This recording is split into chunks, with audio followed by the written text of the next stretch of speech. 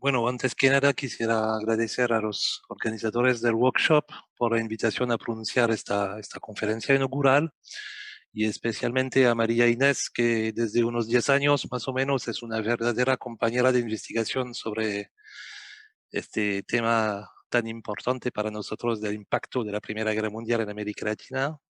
y con quien siempre es un gran placer trabajar. Entonces, gracias por la invitación y espero que sea posible seguir con cooperaciones y proyectos comunes eh, cuando vamos a tener un mundo mejor.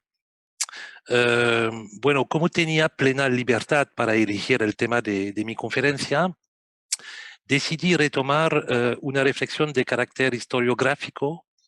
que había iniciado hace algunos años sin terminarla, sin formalizarla,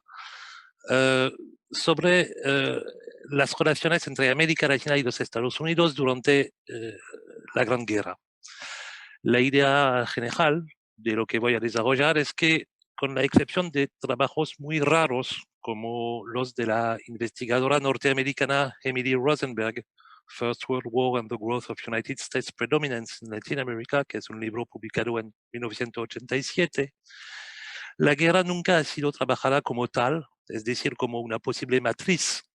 de cambio por los historiadores de las relaciones interamericanas. Aunque me parece, al menos eso es lo que trataré de mostrar, como un momento de inflexión absolutamente esencial que nos permite discutir ciertas periodizaciones comúnmente aceptadas hoy en día. Entonces entro directamente en el tema que nos ocupa como un primer punto rápido que pretende sintetizar lo que se nos dice clásicamente en términos de periodización, la muy abundante historiografía de las relaciones entre Estados Unidos y América Latina. La gran mayoría, casi la totalidad de los estudios nos ofrecen una periodización en 5 etapas principales sobre los 2 siglos de historia. Una primera fase entre el final de los siglos, el final del siglo XVIII y el inicio del siglo XIX, hasta el diseño de los años 1880, más o menos. Una primera fase que estaría marcada en particular por una comunidad de destino republicano tras la ruptura de los lazos coloniales con Europa, con la excepción de Brasil, por supuesto, hasta 1889. Una fase que estaría marcada por supuesto, la doctrina Monroe, que afirmaba la América a los americanos, y por el proceso de construcción territorial de los Estados Unidos que condujo en particular a la anexión de la mitad del territorio mexicano de 1848. Una segunda fase, según esta historiografía clásica, entre los años 80 del siglo XIX y el principio de los años 30, que vería por una parte la primera formulación del proyecto panamericano con ocasión de la gran conferencia organizada en 1889-1890, pero también con su fracaso relativo de esta conferencia. Y por otra parte, una segunda fase que sería una secuencia de afirmación de la vocación imperial de los Estados Unidos hacia América Latina o más precisamente hacia México, América Central y el mundo del Caribe. Una tercera fase entre 1933 y el periodo inmediatamente posterior a la Segunda Guerra Mundial sería la política de buenvencidad, decía la Good Neighbor Policy, tradicionalmente presentada como la edad de oro de las relaciones interamericanas, durante la cual las intervenciones militares y otras tendencias expansionistas de los Estados Unidos dieron paso a actividades de cooperación, especialmente cooperación intelectual y cultural. Y según muchos historiadores y historiadoras, esta fase sería también el momento privilegiado de una americanización cultural, como lo sugiere, por ejemplo, en el caso de Brasil, el gran libro clásico de Antonio Pedro Tota,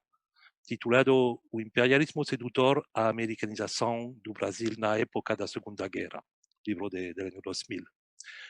El, el cuarto momento corresponde, eso es muy bien conocido, a la Guerra Fría, con la prioridad dada por los Estados Unidos a la lucha contra el comunismo, golpes de Estado, intentos de golpes de Estado, apoyo a los regímenes de seguridad nacional y varios mecanismos de cooperación con los gobiernos que luchan contra el comunismo, por ejemplo, la Alianza para el Progreso al inicio de los años 60, y finalmente una última fase desde el fin de la Guerra Fría, con un nuevo multilateralismo por una parte y por otra parte con una reorientación de las prioridades de Washington hacia el Oriente Medio. Eso es el cuadro global de la periodización que nos ofrece la producción histórica, sobre todo norteamericana, sobre el tema. Por lo tanto, en el contexto de esta periodización, es la segunda secuencia la que nos interesa especialmente hoy. Y uno de los puntos más llamativos de la historiografía reside precisamente en una presunta homogeneidad de este periodo de 40 años entre la primera conferencia panamericana y el inicio de los años 30. Finalmente, la presentación es casi siempre la misma, una vez eliminadas las cuestiones de conquista del territorio nacional en Estados Unidos, las cuestiones de la esclavitud con la guerra de secesión y las cuestiones de las guerras indias, la última precisamente tuvo lugar en 1890, los Estados Unidos dieron un giro a su destino manifiesto hacia el exterior. Y por una parte, la primera conferencia panamericana sería el intento pacífico de traer a las repúblicas latinoamericanas a Washington, pero su fracaso explicaría, al menos en parte, la militarización del expansionismo en los años que siguen, con las grandes etapas que conocemos, la guerra hispanoamericana de 1898, que llevó a poner bajo tutela Cuba y Puerto Rico, la secesión panameña de 1903, que permitió a los Estados Unidos hacerse cargo del antiguo proyecto de un canal transoceánico, el corolario Roosevelt de la doctrina Monroe en 1904, que legitimó formalmente el intervencionismo militar en todos los países opuestos a los intereses americanos, y después las múltiples intervenciones militares hasta principios de la década de 1930, la última muy bien conocida contra la guerrilla de César Augusto Sandino en Nicaragua. Desde esta perspectiva, la Gran Guerra desapareció en un continuo político y diplomático de unos 40 años, más o menos, cuyas bases se habrían establecido a finales del siglo XIX y a principios del siglo XX. Sin embargo, y en una discusión con esta producción historiográfica, lo que quiero mostrar en los siguientes 3 puntos que vienen es que la Primera Guerra Mundial insufló verdaderas nuevas dinámicas en estas relaciones interamericanas que creo que no han sido suficientemente documentadas por la historiografía. Primera línea de reflexión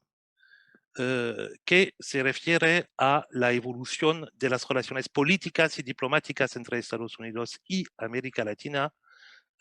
y que no está exenta de paradojas entre 14 y 18. ¿Por qué no funciona? Perdón, tengo un pequeño... ¿Por qué no funciona? Sí, está bien. Por una parte, en efecto, la proclamación de su neutralidad por todos los estados del hemisferio americano desde los primeros días de agosto 14, y sin excepción, puede dar la impresión de una comunidad de destino reactivada frente a Europa. Así como la doctrina Monroe de 1823 había mostrado la solidaridad americana ante posibles intentos de reconquista colonial europea en el contexto del inicio del siglo XIX, de los años 1820, de restauración monárquica que el viejo continente estaba experimentando en este momento, la unanimidad de agosto de 1914 contrasta fuertemente con las tensiones interamericanas que habían marcado los años anteriores. Esto parece tanto más cierto cuanto que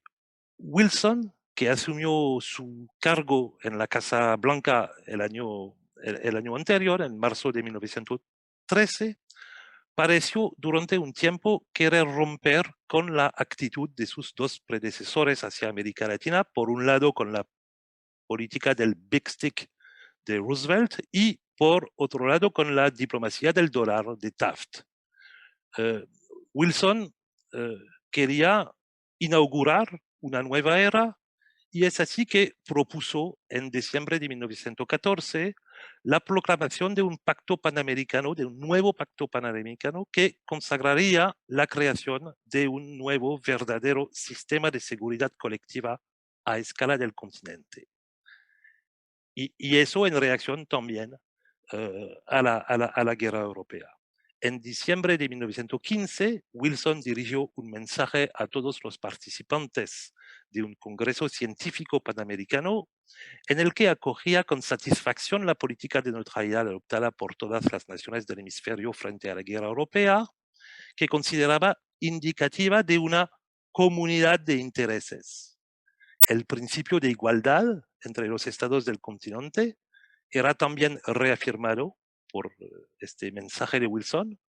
diciendo, bueno, si los Estados Unidos han sido capaces de cumplir el papel de guardián de la independencia de América Latina al inicio del siglo XIX,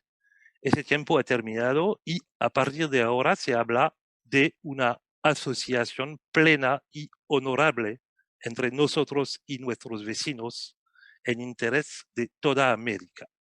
Lo que alguien como Ernesto Quesada, por ejemplo, identificó el año siguiente en un libro de 1916 como un nuevo panamericanismo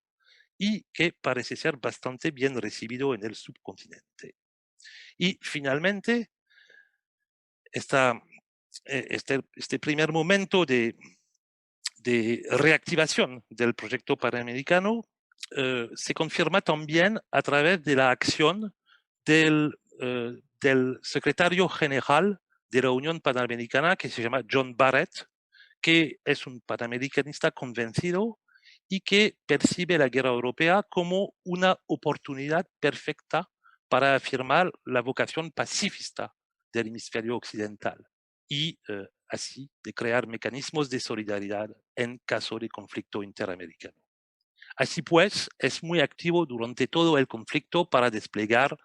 Barrett es muy activo para desplegar las condiciones de un, citación, multilateralismo americano, dando entre 1914 y 1916 la ilusión de que se ha iniciado una nueva era en las relaciones interamericanas. Entonces, existe esta primera fase de renacimiento del proyecto de 1889 en una reacción a la guerra europea y a los nacionalismos europeos que solamente pueden conducir a la catástrofe. Dicho esto, a este orden del discurso, en las conferencias panamericanas, en los mensajes presidenciales oficiales, se oponen también prácticas que, lejos de atestigar un cambio de paradigma en las relaciones entre Washington y América Latina, muestran más bien que la guerra fue también un acelerador de la relación imperial que Estados Unidos pretendía construir con sus vecinos del sur. Por una parte, la propuesta de un nuevo pacto panamericano de Wilson encontró muchas oposiciones. En primer lugar, la oposición de Chile, que temía que el Perú asumiera nuevas reglas diplomáticas continentales en el contexto de su conflicto territorial desde la Guerra del Pacífico con Chile. En segundo lugar, Argentina también, a partir de 1916 y el acceso de Irigoyen a la presidencia de la República, fue en una oposición fuerte a este proyecto de nuevo pacto panamericano. Y al mismo tiempo, como se sabe muy bien, se creó la nueva agrupación subregional de 1915, conocida como el Tratado ABC, Argentina, Brasil, Chile, que demostró en Washington la existencia de solidaridad, de otras solidaridades, perdón, susceptibles de aliarse contra el proyecto de Washington, el proyecto panamericano de Washington. Y además, las buenas intenciones de Wilson parecían también contradecirse ya en 1914 por la intervención de las tropas americanas en Veracruz, en el corazón de la Revolución Mexicana, y sobre todo en 1916-17 con las operaciones de represalia llevadas a cabo en territorio mexicano contra las tropas de Pancho Villa. Al mismo tiempo, la política del Big Stick, que había caracterizado los dos mandatos de Roosevelt, no parecía haber terminado, puesto que en julio de 1915 comenzó una ocupación militar en Haití, que duró hasta 1934, y en mayo de 1916 comenzó una ocupación militar de la República Dominicana que duró hasta 1924,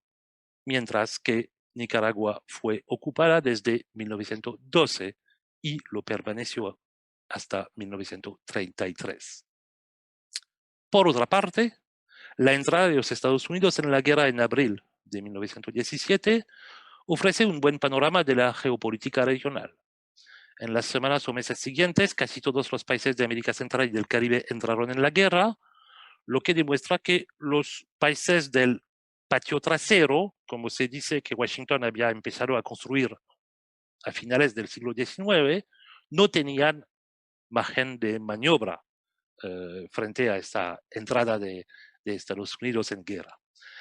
Inmediatamente la presencia militar de Estados Unidos en Panamá se refuerza a partir de mayo para asegurar la zona estratégica del canal, y en América del Sur, Brasil, que había optado por una alianza estratégica con Washington desde el inicio del siglo XX, desde el periodo del barón de Río Branco en Itamaraty, también entró en la guerra en octubre de 1917. Otros 6 países rompieron las relaciones diplomáticas con Alemania después de una intensa presión diplomática de Washington. Y es un hecho muy bien conocido también, la propia Argentina se enfrentó a estas presiones en julio de 1917 durante el famoso episodio de la escuadra norteamericana dirigida por el almirante Caperton, con el propósito de enviar esta escuadra para reforzar la presencia simbólica de las fuerzas de Estados Unidos en el Atlántico Sur, pero también para convencer a los gobiernos de Brasil, de Uruguay y de Argentina para que entraran en la guerra junto a los aliados. Esto era tanto más importante cuanto que Irigoyen, había formado su proyecto inmediatamente después de la entrada en la guerra de Washington, de convocar una conferencia latinoamericana de estados neutrales, y finalmente, aunque Irigoyen no cedió a esta política de la amenaza y de la presión militar simbólica, permaneciendo neutral hasta el final de la guerra, Argentina fue también una víctima de esta presión y no pudo evitar una parada de la escuadra de Caperton en Buenos Aires y una fiesta con los militares estadounidenses en el Jockey Club de Buenos Aires, lo que fue perfectamente percibido en la prensa porteña como un golpe de fuerza por Washington contra el principal adversario de su política expansionista en América del Sur. Es importante insistir también sobre el hecho que la posición argentina de oposición o de rechazo de una entrada inmediata en la guerra no es totalmente marginal en la región, y finalmente refleja también una verdadera preocupación entre muchos actores diplomáticos, como lo demuestra esta nota del embajador colombiano en Buenos Aires, que apoya explícitamente la línea defendida por la Casa Rosada, por Irigoyen, Yo cito esa nota que es interesante para resumir un poco la percepción de esta política norteamericana. No es admisible que porque Estados Unidos adopte determinada actitud en la presente guerra ante Europa, tengan las demás repúblicas, les convenga o no, que alinearse con ellos. Y menos admisible que para llegar a esa unanimidad se usen medios coercitivos. Es indispensable salvar la personería propia de las repúblicas latinas. Si no lo logramos, cuando en el próximo Congreso de la Paz se modulen por medio siglo los destinos del mundo, se dispondrá de nosotros como de los mercados africanos. Entonces aparece aquí realmente el riesgo de, de una colonización implícita por Estados Unidos. Para concluir este primer punto, lo que es bastante claro, y por supuesto podríamos citar muchos otros ejemplos para demostrarlo, es que el contexto de la Gran Guerra corresponde a una intensificación de la política imperial a través, por una parte, de la dicha diplomacia de control y, por otra parte, de la intensificación de las ocupaciones militares duraderas. Y eso también lo podríamos medir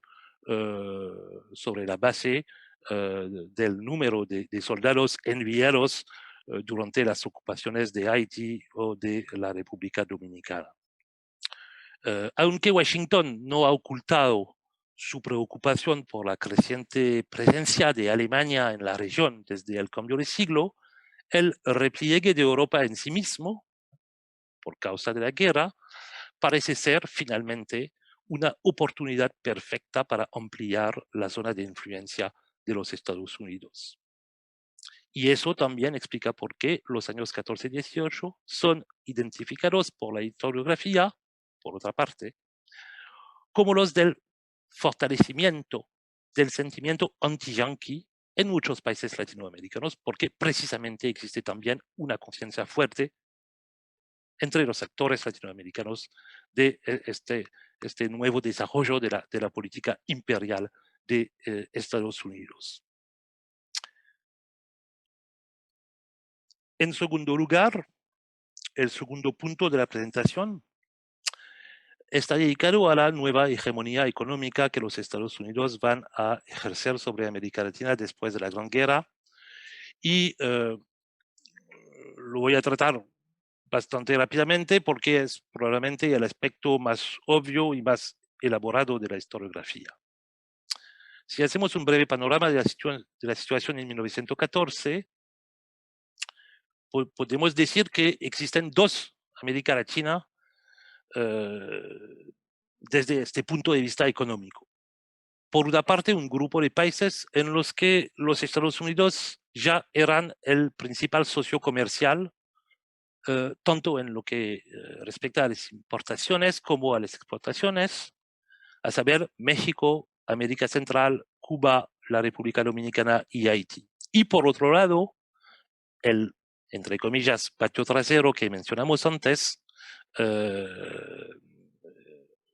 que pertenece a esa zona de influencia. Para citar solamente una cifra, el 75% de las exportaciones de Cuba, de la República Dominicana y de Haití en su conjunto tienen como destino a los Estados Unidos en 1913, mientras que los Estados Unidos representan el 55% de las importaciones de estos mismos países. Y, por otra parte, segundo grupo de países, América del Sur, donde la participación de los Estados Unidos en el comercio exterior ha aumentado ciertamente de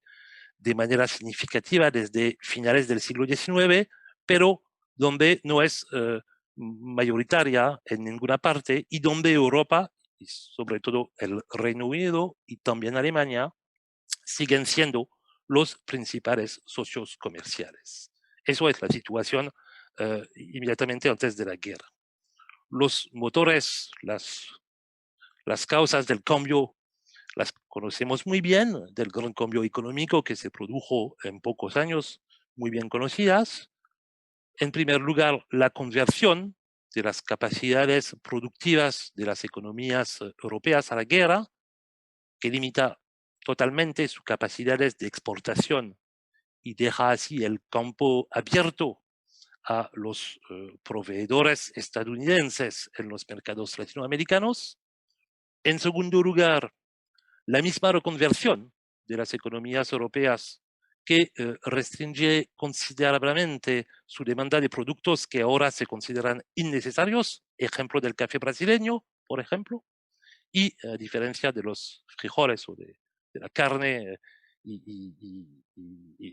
aquí tendríamos que matizar según las especificidades nacionales de producción, pero es un elemento muy importante. En tercer lugar, y creo que es el aspecto más importante, más allá de la dimensión comercial, en tercer lugar, el fin abrupto de las inversiones directas europeas que, como sabemos, habían sido el motor del gran crecimiento de la Belle Époque y financiaron la mayor parte del desarrollo de las infraestructuras de la región. Por ejemplo, en el caso brasileño, las redes ferroviarias totalmente financiadas por el capital británico. Y, independientemente de estas variaciones de la oferta y de la demanda, la muy fuerte perturbación de las condiciones del tráfico transatlántico, en particular como resultado de la guerra submarina alemán, que desalienta a muchos armadores y que cambió radicalmente las condiciones del comercio transatlántico. Si tratamos de hacer un inventario de la situación en la posguerra, este balance muestra el alcance de la transformación que ha tenido lugar. En el conjunto de la región de América Latina y del Caribe, los Estados Unidos absorbieron el casi 30% de las exportaciones en 1913 y 46% en 1918. El 25% de las importaciones latinoamericanas procedían de los Estados Unidos en 1913 y 42% en 1918. En los países como México, esta proporción llegó incluso al 80%. Lo que se aplica al comercio también se verifica desde el punto de vista financiero, ya que la Gran Guerra corresponde al establecimiento masivo de bancos y capitales de los Estados Unidos en América Latina. Entre 1914 y 1925, la inversión directa en América Latina aumentó de 1.200 millones de dólares, desde 1.200 millones de dólares a 3.650 millones de dólares. Entonces, un aumento enorme. Y una prueba muy interesante que se puede observar en los paisajes urbanos de todas las capitales latinoamericanas es la aparición de los bancos norteamericanos. La First National City Bank de Nueva York abrió así su primera filial latinoamericana en Buenos Aires en 1914 y tenía 42 sucursales en 9 países diferentes al final de la guerra. Y creo que más allá de la dimensión comercial, esta dimensión financiera es realmente fundamental. Estas cifras, por supuesto, pueden verse matizadas por el hecho que el diseño de 1920 se caracterizó por una recuperación parcial de las posiciones comerciales europeas. Este es particularmente el caso de Argentina, donde, lo sabemos, el Reino Unido se convirtió de hecho en el principal socio comercial de nuevo a finales de la década de 1920 y siguió siéndolo hasta la Segunda Guerra Mundial. Pero a nivel regional, los Estados Unidos ganaron posiciones que no perderán hasta principios del siglo XXI y la llegada de China como nuevo socio comercial mayoritario en muchos países latinoamericanos. Además, esta recuperación de las posiciones europeas es más relevante para las exportaciones latinoamericanas a Europa que para las importaciones latinoamericanas, que siguen siendo permanentemente dependientes de los Estados Unidos, punto a que volveré rápidamente en mi última parte, porque eso es fundamental y significa también, con esa importancia esa nueva importancia de las importaciones desde Estados Unidos, una americanización de la vida material. Y para terminar este punto, el alto grado de dependencia de las economías regionales con respecto a los Estados Unidos se refleja plenamente en los efectos muy tempranos y muy brutales de la crisis de 1929, cuya magnitud también puede leerse como una de las consecuencias a medio plazo de los cambios de hegemonía económica que se produjeron durante la Gran Guerra.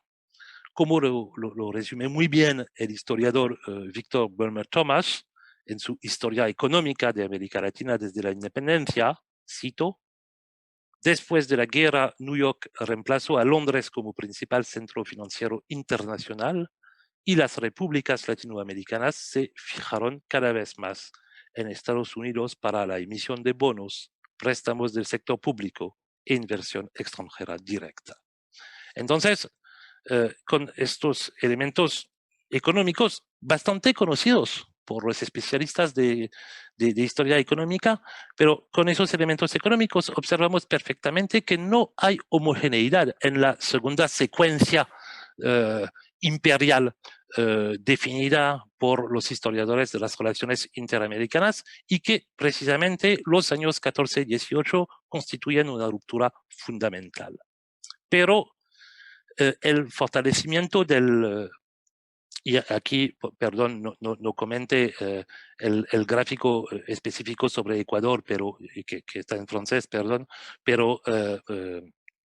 las cifras hablan muy claramente del nuevo papel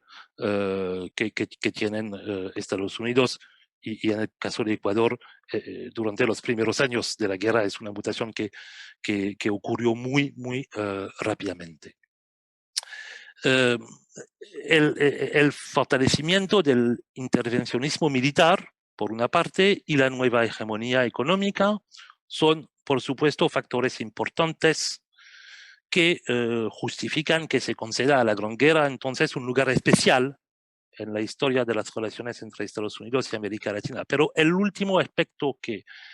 quisiera desarrollar me parece quizás más importante y se refiere a la americanización cultural de América Latina, que a menudo es pensada como conectada con la Segunda Guerra Mundial, como lo he mencionado brevemente con el ejemplo de Antonio Pedrotota y su libro sobre Brasil, pero que, sin embargo, acompaña también la experiencia de la Primera Guerra Mundial y me parece un verdadero momento matricial para las décadas siguientes. En primer lugar, podemos hablar, y eso lo voy a describir rápidamente, podemos hablar de un desplazamiento de los imaginarios de la modernidad. Y eso es lo que traté de mostrar en mi propio trabajo sobre la diosa Europa, y entonces no voy a entrar en todos los detalles. La idea que el espectáculo de la Gran Guerra, el espectáculo a distancia de la Gran Guerra desde América Latina, provocó efectivamente una desilusión de Europa y una búsqueda de modelos de modernidad alternativos. Europa que había sido percibida a lo largo del siglo XIX como el lugar de la civilización y el modelo para entrar en el círculo de las naciones modernas, demuestra en la guerra, en las trincheras, su capacidad de sacrificar 10 millones de hombres y su capacidad de renunciar a toda forma de moralidad o de razón. Y es una parte de la tesis que defendí en mi libro, si una de las respuestas intelectuales a esa desilusión de Europa se encuentra en una forma de repliegue en el nacionalismo y en una búsqueda identitaria, también tenemos muchos ejemplos que muestran que se busca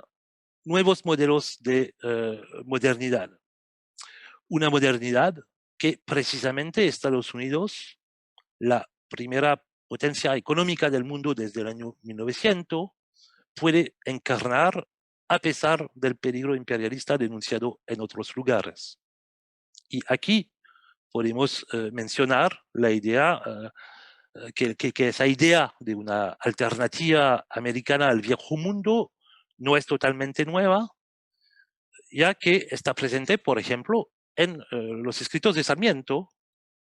que quedó muy impresionado por sus viajes a los Estados Unidos de 1847 y de la mitad de los años 60. Pero la Primera Guerra Mundial, en cierta medida, permite como una reactivación de este sueño norteamericano que había tenido Sarmiento durante sus dos viajes. Por otra parte, la atracción, y aquí desde un punto de vista intelectual, de historia intelectual, la atracción para los Estados Unidos fue alimentada después de la guerra por la imagen de que la guerra fue ganada precisamente gracias al esfuerzo militar de Washington durante todo el año 1918. Una imagen que fue ampliamente transmitida por la propaganda americana, no es una imagen sui generis, es también una imagen de propaganda, pero que también fue retomada en casi toda América Latina al final de la guerra, como lo muestra, por ejemplo, esta fotografía en Lima, 5 días después del armisticio de noviembre de 1918. Y eso lo podemos observar en muchas publicaciones del periodo, de los primeros años que siguen el final de la guerra. Por ejemplo, la portada de la muy popular revista cultural chilena Zigzag en julio de 1919, que muestra a un soldado americano triunfando en un campo de batalla europea. Entonces, los Estados Unidos ganaron la paz y eso es un elemento muy importante para explicar una nueva atracción por los Estados Unidos en los años que siguen la guerra. Y en la misma línea de reflexión, también fue Wilson quien parecía haber inventado la paz al incluir en sus famosos 14 puntos la creación de la Sociedad de las Naciones, de la Liga de las Naciones, que se suponía que debía arbitrar pacíficamente todos los conflictos del mundo para asegurar una paz perpetua desde su sede en Ginebra. Este cambio en los imaginarios y sobre las representaciones de las élites se refleja sobre todo en los discursos que celebran el panamericanismo o las virtudes de la modernidad americana. Por ejemplo, en Argentina hubo el ejemplo de Quesada, que cité anteriormente, y con su texto que celebra el nuevo proyecto panamericano de Wilson y la posibilidad en la mirada de Quesada de una nueva cooperación intelectual hemisférica tras la Gran Guerra. Quesada dice, bueno, habla de la oportunidad de, cito, desarrollar la conciencia americana y crear nuevos y sólidos lazos de unión entre los países de nuestro hemisferio para que se desarrollen a la sombra de la paz y la fraternidad y para que se evite aquí una catástrofe como la que aflige actualmente a los pueblos más civilizados del continente europeo. Entonces, por una parte, hay efectivamente la idea que el porvenir de la paz lo podríamos observar en este nuevo panamericanismo y desde este punto de vista podríamos ver este momento panamericano de la guerra como un origen posible de lo que va a ocurrir 15 años después con la Good Neighbor Policy y con también el desarrollo muy espectacular de todas las iniciativas de cooperación intelectual. No es una creación ex nihilo de 1933, sino también una consecuencia a medio plazo de esta nueva consideración que surgió sobre los Estados Unidos durante los años de guerra. Y es exactamente la perspectiva también que tiene alguien como Alejandro Bunge, que publica un artículo, que publica muchísimos artículos en los años, al inicio de los años 20, pero precisamente que publica un artículo en 1921 que se llama La economía positiva y la política económica argentina, donde surge explícitamente la idea de un posible modelo norteamericano para el desarrollo industrial y la racionalización económica de Argentina. Aquí no es el nuevo proyecto panamericano de Wilson, sino más la idea del modelo industrial económico de la primera potencia del mundo que podríamos aplicar en el caso argentino y para romper también la dependencia. Por supuesto, aquí son ejemplos sobre el caso argentino y por supuesto hay diferencias nacionales en esa nueva percepción de Estados Unidos, pero este sentimiento es particularmente fuerte en Brasil también, a pesar del entusiasmo que tuvo Brasil y que tuvieron muchos intelectuales brasileños por el nacimiento de la Sociedad de las Naciones. Eso tiene que ver con la tradición diplomática de alianza con Estados Unidos, que he mencionado anteriormente, pero también con como la idea de un destino común entre dos países donde la abolición de la esclavitud fue bastante tardía, y dos países que tienen desafíos semejantes sobre la necesaria redefinición del lugar de los afrodescendientes, por ejemplo. Y en el caso de varios intelectuales brasileños muy europeas, bueno, muy francófilos europeófilos antes de la Primera Guerra Mundial, podemos observar mutaciones de los imaginarios al inicio de los años 20. Alguien como Gilberto Freire, entonces una de las figuras intelectuales más importantes de los años 30 con su libro Casagrande y Senzala,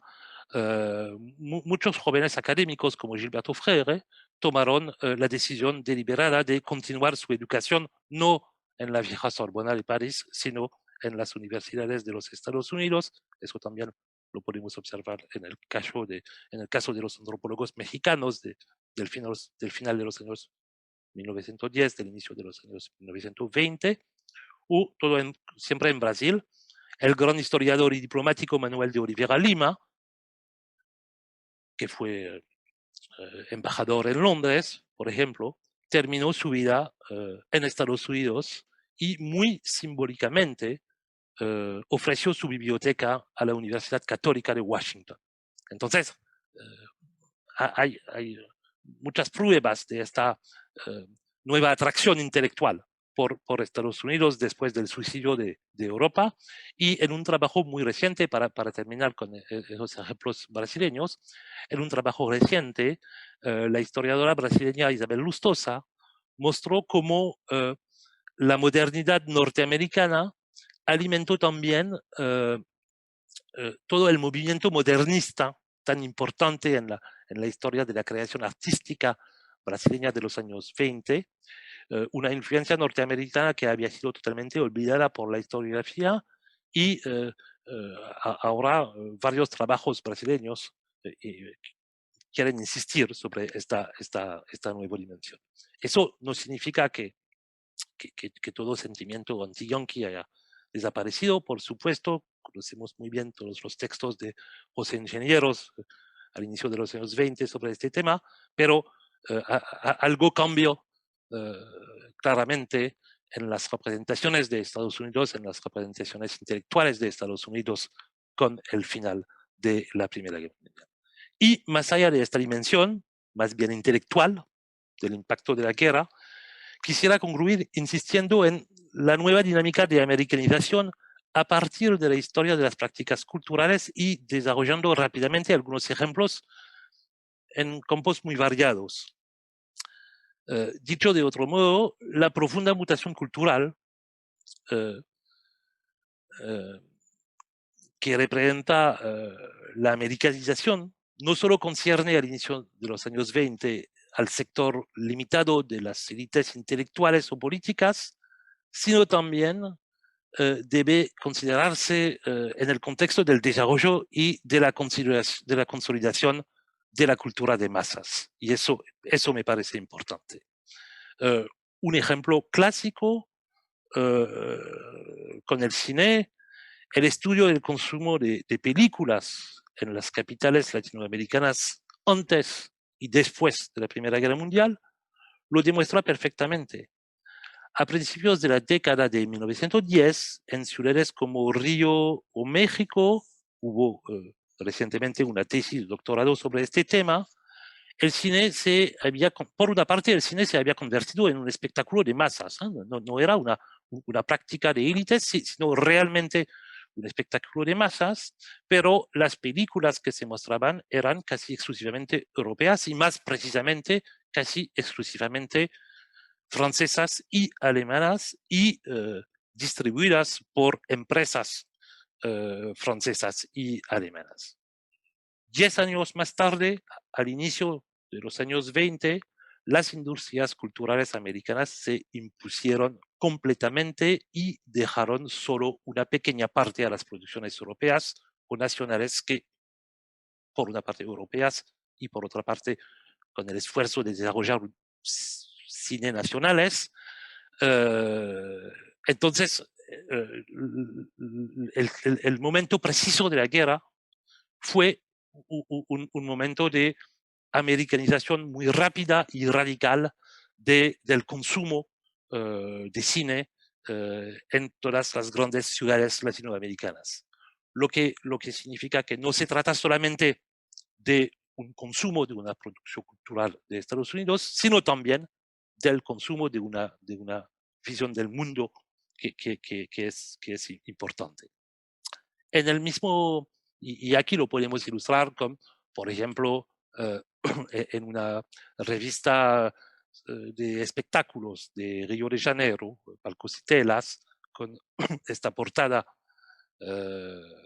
enfatizando la figura de Mary Pickford, de la actriz Mary Pickford, en marzo de 1918, no fue una evolución después de la guerra, sino durante los años de guerra, y en la tesis que he evocado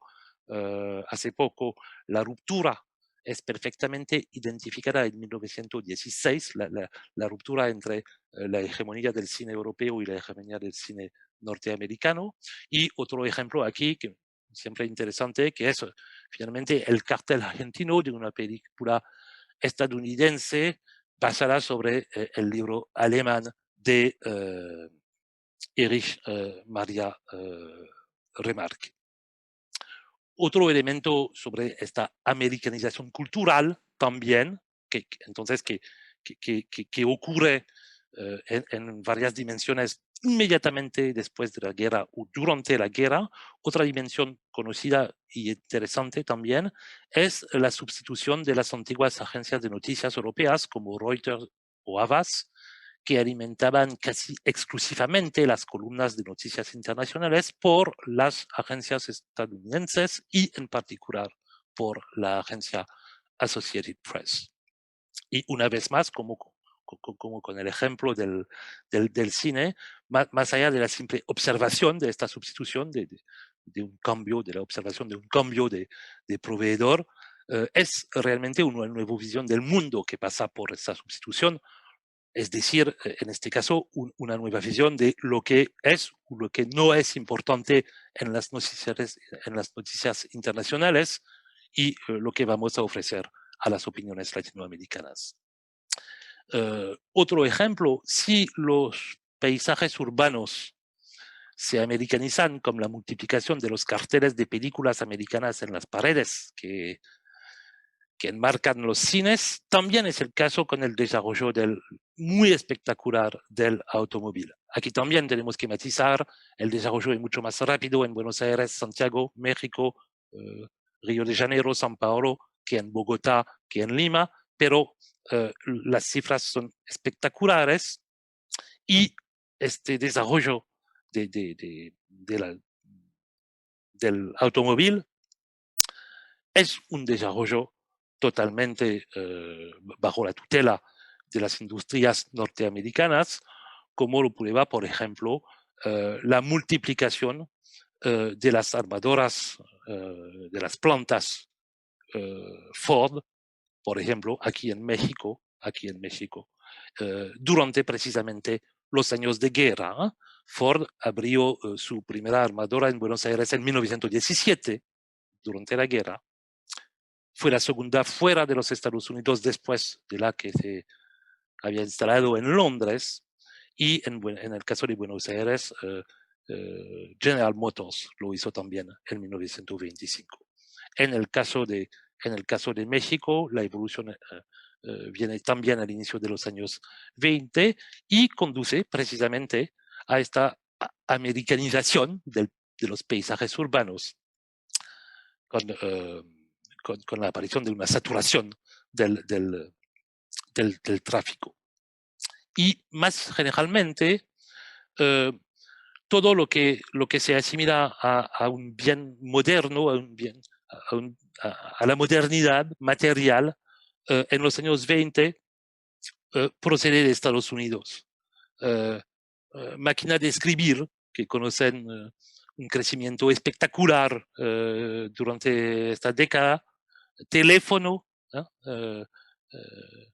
la cantidad de abonados en Argentina pasa de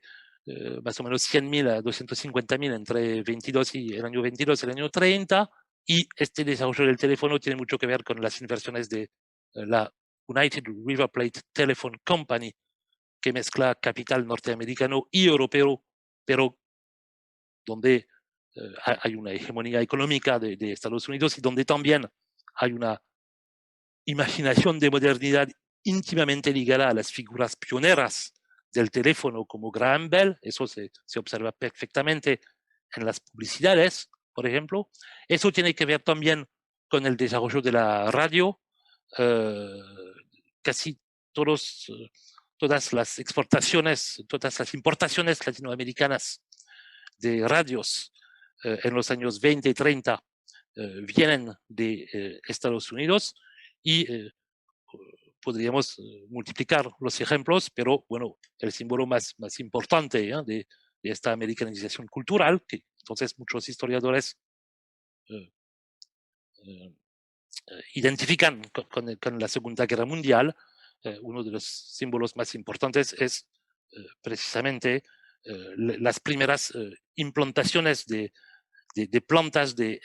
embotellamiento de Coca-Cola en varios países latinoamericanos, como aquí Colombia, a partir de 1927 en Medellín, pero también en México al inicio de los años 20. Y finalmente, uno de los lugares más específicos para observar esta dinámica de americanización de la vida material y de la vida cotidiana. Bueno, hay que matizar aquí, yo hablo sobre todo de los centros urbanos, no solamente de las capitales, como lo muestra el caso de Medellín o el caso de Córdoba, pero aquí hay una dinámica muy urbana, mucho más urbana que rural, por supuesto, pero uno de los lugares donde se observa muy precisamente esta americanización de la vida cultural y de la vida material y de la vida cotidiana es, por supuesto, la publicidad. Y al consultar los diarios cotidianos de los años 20, se observa de manera evidente la transición desde una cultura material conectada con Europa y con las revoluciones industriales europeas de la Belle Époque, hacia una cultura material de más en más norteamericana. Bueno, en conclusión, muy rápidamente, por supuesto, no deseo, obviamente, no deseo negar aquí el importante papel que tuvo la Segunda Guerra Mundial en la consolidación de la hegemonía económica de los Estados Unidos y en la americanización cultural, porque la Segunda Guerra Mundial fue un momento, un contexto de propaganda masiva difundida por Washington, especialmente a través de las instituciones de la Unión Panamericana, en el contexto de la edad de oro del panamericanismo. La Segunda Guerra Mundial fue un periodo de amplia distribución de los programas de radio norteamericanos. La Segunda Guerra Mundial fue un momento en varios países, sobre todo en Brasil, de presencia de los soldados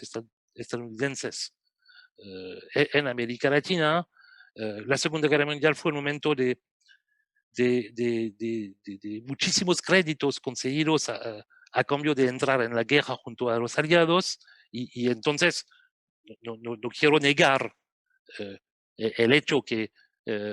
los años 42, 45 fueron fundamentales en la dinámica de americanización y de hegemonía norteamericana, hegemonía económica y cultural. Pero creo que para entender lo que pasa durante el periodo de la Good Neighbor Policy y durante más precisamente la Segunda Guerra Mundial, es fundamental también eh, eh, tomar en cuenta esta ruptura matricial que fue la segunda mitad de los años 1910. Bueno, muchas gracias por su atención.